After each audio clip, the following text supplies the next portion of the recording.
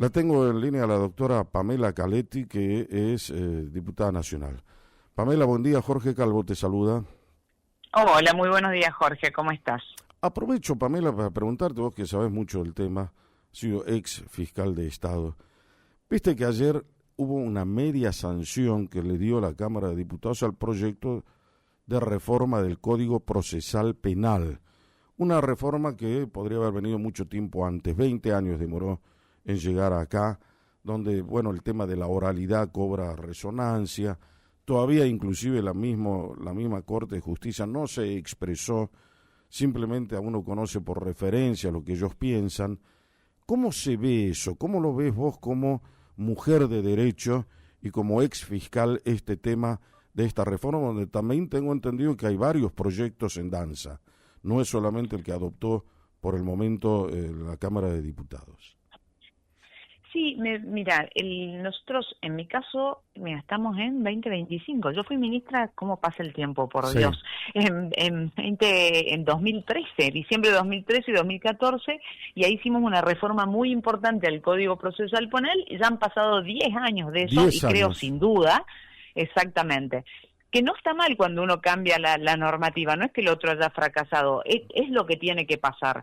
Si vos sos serio trabajando, vos obviamente tratás de adelantarte a todos los escenarios, hacer una normativa avanzada, pero más en los códigos procesales, que son de funcionamiento, de praxis, de actividad. Sí. Entonces, hay un montón de normas que necesitan, si vos evaluás cuál ha sido su aplicación durante esta década, está muy bueno que es necesario que hagas las modificaciones para adecuarla y poder tener una normativa avanzada.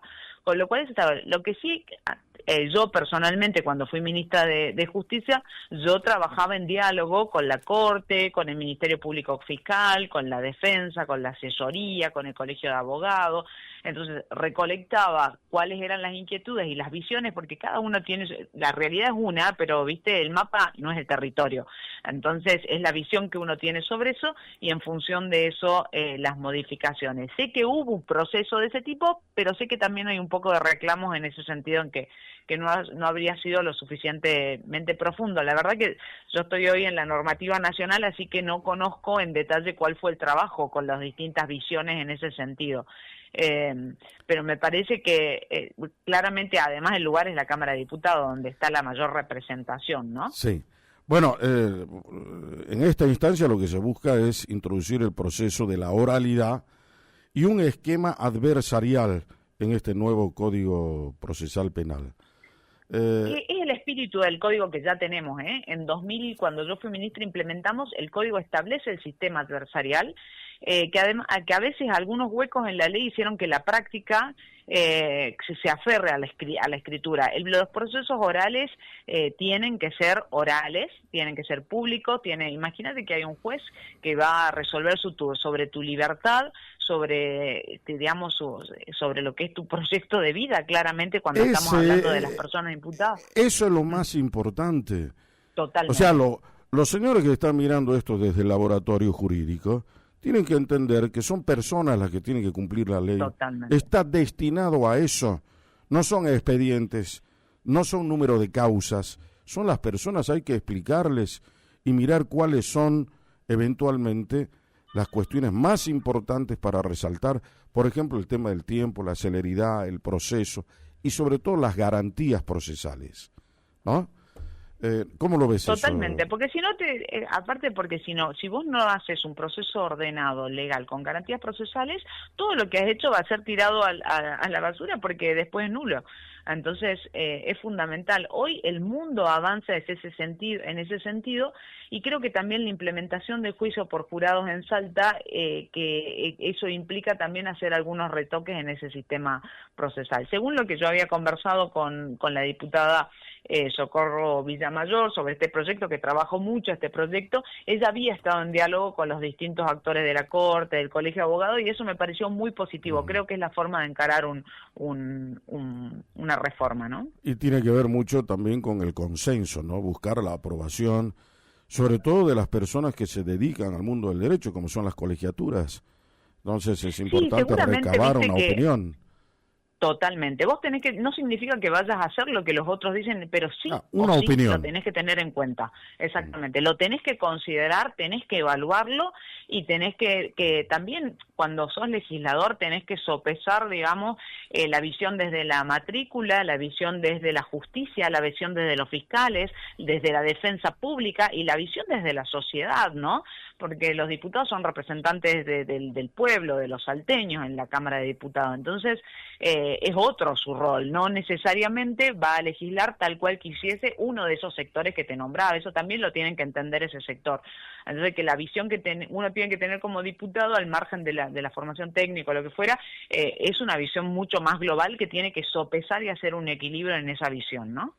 Qué suerte que te tuve ahora como para que nos des una opinión de peso sobre este tema y poderlo entender, y que la gente que nos esté escuchando, que hay muchos abogados, también entiendan cuál es el faro que está guiando esta reforma, que como decías al principio, Sí. no está mal que se haga, han pasado 10 años, y bueno, el mundo del derecho también tiene que actualizarse, ayornarse y acompañar el proceso de cambios de una sociedad, ¿no? Totalmente, creo que eso es algo, porque a veces se ven como las reformas como el fracaso de lo que se cambia, y no es así, es un proceso natural en eso, digamos, las mismas personas no somos las mismas, ¿no? Hace 10, pensemos 10, 20 años, o las sociedades. Entonces, lo importante es que las modificaciones no sean producto de un movimiento espasmódico, que a veces pasa lamentablemente en la Argentina, ¿no? Producto de cosas que van pasando, noticias o lo que fuera, sino un proceso reflexivo de análisis, de crítica y fundamentalmente también tener a mano las distintas voces, ¿no? Las distintas visiones, cómo ven funcionando, y también nunca tenés que olvidarte cuál es el norte, ¿no? ¿Qué tipo de justicia vos querés en nuestra provincia? Entonces, cuando yo fui ministra de Justicia, teníamos claro que empezamos un proceso de transformación de la justicia hace 10 años atrás. Nosotros teníamos un sistema inquisitivo, que era el anterior, 100%. Claro. Cambiamos a ese sistema, desfederalizamos microtráfico, nos hicimos cargo en la provincia, creamos la justicia de género, que no existía en ese momento, la Fiscalía de Género, la Defensoría de Género, los juzgados, declaramos la emergencia. Entonces, ahí te hago una pregunta, Pamela. Sí. Vos viste que, como bien lo dijiste, usábamos el sistema inquisitivo, de ahí fuimos un mixto y finalmente este acusatorio, donde cambia la relación y las formas de conducción del proceso. Antes era el juez, ahora es el fiscal el que investiga, es el director del proceso se vuelve fiscal, y el juez está preservado allí como para fallar y dar el veredicto final. Ahora bien, ¿cuál te parece a vos mejor en Salta? Para mí, sin duda el sistema inquisitivo, para Salta, para la Argentina y el mundo en general, porque si no vos tenés un poder, pensando en términos de poderes, tenés un poder judicial en donde individuos que forman parte del poder judicial es el que investiga, el que lleva a fondo, el que tiene un acusado, el que busca pruebas en contra de esa persona para acusarlo, y después un mismo sujeto que no es la misma persona física, pero sí integra el mismo poder, el que juzga. Eso te pasa en el sistema viejo, entonces en el inquisitivo. Sí. El poder judicial, el que investiga, un juez, y un juez después el que te juzga. Entonces la imparcialidad es el mismo Estado en su poder judicial que lo hace. Acá hay claramente una división de roles, ¿no? Un fiscal que ejerce la acción pública, que investiga, que acusa, y un juez que está absolutamente y 100% imparcial, que es el que evalúa y en función de eso juzga. Entonces ¿cuál te parece mejor? Vos me dijiste el inquisitivo recién. No, perdón, el acusatorio. Ya me parecía. La crítica es al inquisitorio. No, sin duda porque el acusatorio es la descripción que estás haciendo ahora, donde el que acusa es el fiscal y el otro que se mantiene al margen para tener una imparcialidad absoluta, que es el juez que está destinado a fallar finalmente, ¿no? Total, y la migración de los sistemas va a ese lugar, y además hay un fallo de la Corte que en su momento la Corte hace mucho tiempo dijo que el sistema en la Argentina es el sistema acusatorio, porque el juicio por jurado requiere del sistema acusatorio. No puede haber sistema de juicio por jurado con un sistema inquisitivo. Entonces, también, cuando nosotros quisimos implementar el juicio por jurado en su momento, necesariamente teníamos que dar un paso previo, que era establecer este sistema acusatorio, ¿no? Ahora, perfecta la explicación, y vamos a otro tema que tiene que ver con el tema político. Las elecciones en la provincia de Buenos Aires dejaron varios resultados. Más allá que es una provincia, como lo fue Salta, como lo fue Chaco, como fue San Luis, que eligieron igual que nosotros el 11 de mayo. Pero acá viven 14, o había habilitados en todo caso, 14 millones de personas para votar. Eso le otorga a la provincia de Buenos Aires una importancia inusitada. ¿Cómo viste, qué lectura se hace de eso desde políticamente, Pamela? Bueno, claramente acá, de hecho ahora estoy justamente en el despacho de la oficina del Congreso. El gran ganador de esta elección fue Kicillof, el gobernador de la provincia de Buenos Aires, que se plantó frente a la Cámpora. Él tiene una interna muy complicada. Fuerte, dentro del propio peronismo. Sí. Exactamente. Le ganó a la Cámpora. Con la Cámpora. Sí, exactamente, no porque a veces mira, la verdad que a mí me da mucha bronca cuando se habla de peronismo y se lo identifica con kirchnerismo y kirchnerismo con Cámpora. No porque sea malo en sí, sino que son cosas diferentes, digamos, el peronismo es mucho más global, mucho. Dentro del peronismo hay un sector que es kirchnerismo y dentro del kirchnerismo hay un sector que es Cámpora. Sí. Vos tenés kirchnerismo que no es Cámpora necesariamente. Entonces, Kicillof acá en Buenos Aires tiene una interna muy fuerte específicamente con el sector de la Cámpora. Y en estas elecciones él, con mucha dificultad, logró establecer su estrategia, primero de desdoblamiento.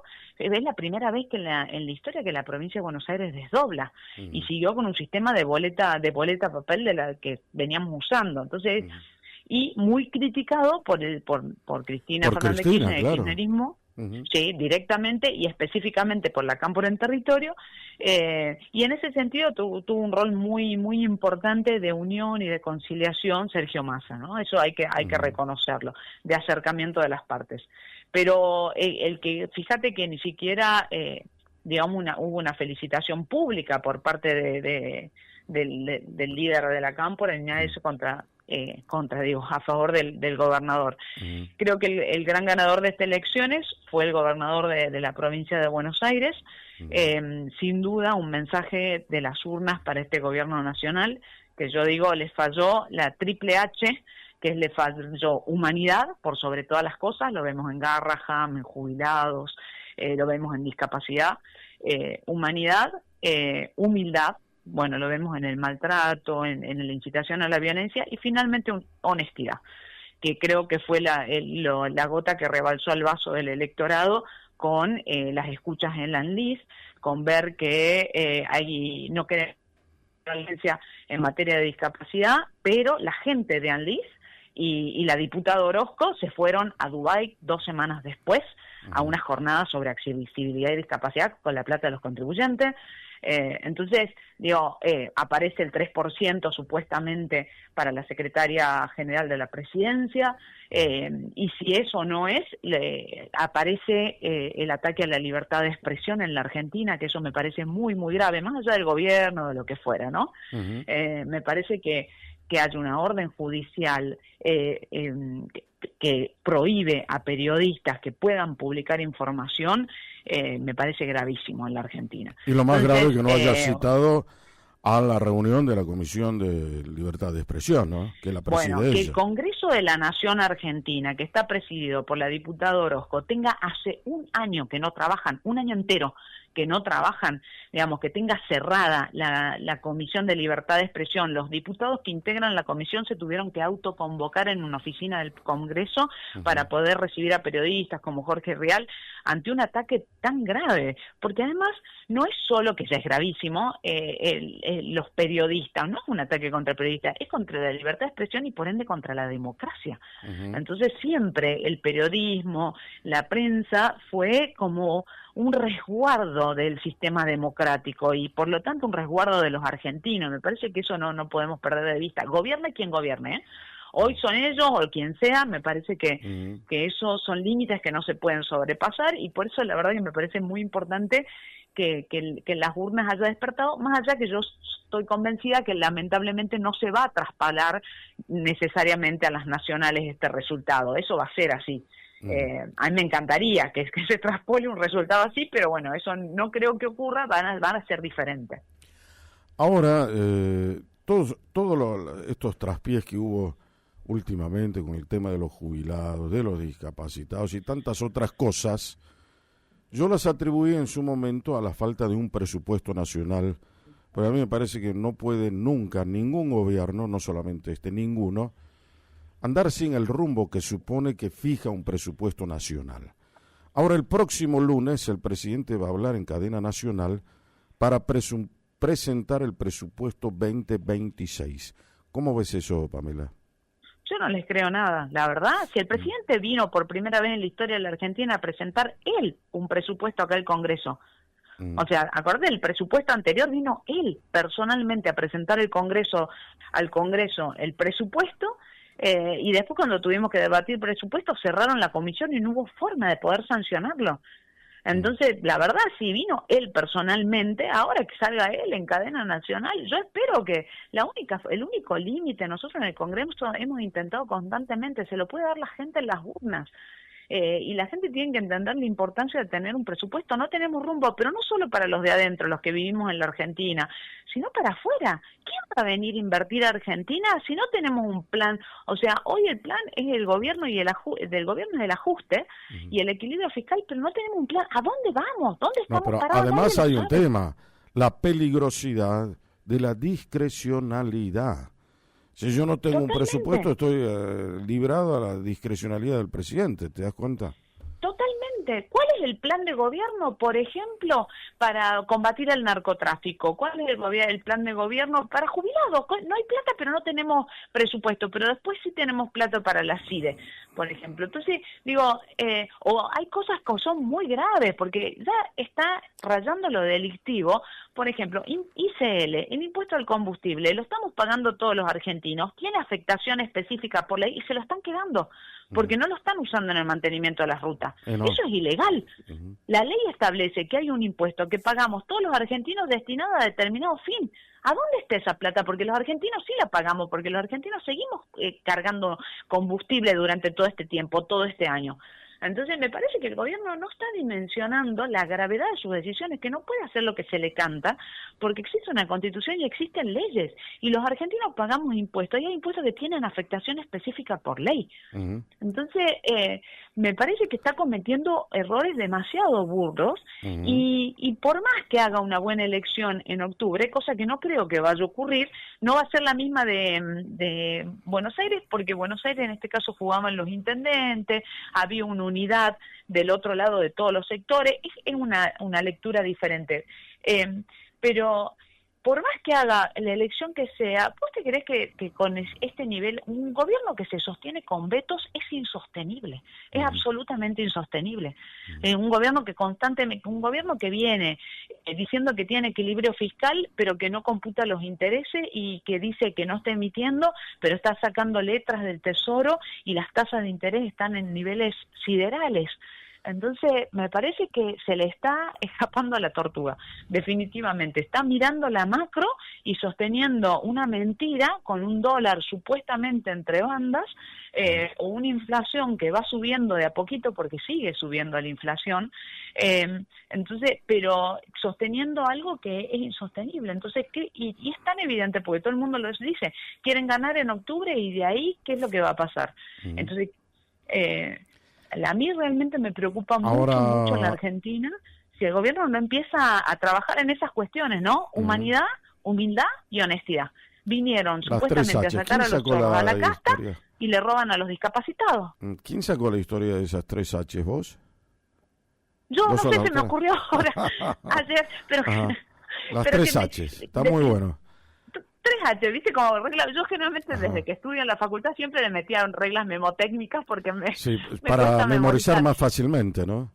Totalmente. Claro. Y digo, humanidad, definitivamente. Humildad, no tengo duda. Y ahora honestidad. Esa es la gota que rebalsa el vaso. Ahora, el kirchnerismo lo está corriendo con la corrupción. Parece, es realmente increíble. No, eso es increíble. Ahora, ¿por qué no fuiste candidata para estas elecciones? Porque justamente ante esta situación de polarización, ¿no?, entre lo que es la Libertad Avanza y por el otro lado, lamentablemente, el kirchnerismo nos intervino el partido. Yo siempre dije, yo soy peronista, no kirchnerista. Yo no estaba dispuesta a hacer una vuelta al pasado. volver al pasado. La verdad que yo cuando veía la elección de Buenos Aires me puse muy contenta, pero después cuando escuchaba los cánticos como vamos a volver, entonces dije no entendieron nada. No, hiciste realmente bien. no entendieron nada. Entonces, la verdad, yo no estoy de acuerdo con eso, entonces por esa razón yo trabajo con el gobernador, armamos este espacio que es el Frente Primero Los Salteños, y ese frente es un frente nuevo en donde necesitamos convocar a la mayor cantidad de personas posibles, y en ese sentido entendía que teníamos que dar espacio, porque si no cometemos el mismo error que cometieron, por ejemplo, en Fuerza Patria o en La Libertad Avanza, que van Orozco y Zapata, del otro lado el ex gobernador o Estrada, con quien yo tengo un juicio penal, con lo cual tampoco podía compartir lista con él, no estaba dispuesta. Entonces digo, es lo mismo, bueno, vengan a trabajar todos, pero voy yo. Me parece que no, yo estoy en el proyecto, yo voy a trabajar, y por el contrario doy un paso al costado para dar ese espacio para sumar, ¿no? Clarísimo. Creo que hoy nada sobra en este frente y era necesario ampliarlo. Y bueno, y en esa ampliación, en el caso mío, yo soy fiel a este proyecto, creo una visión de Salta de la Argentina y voy a trabajar, tenga cargo o no. Entonces, bueno, hay otra gente que quizás necesita hoy sentirse más incluida en el proyecto.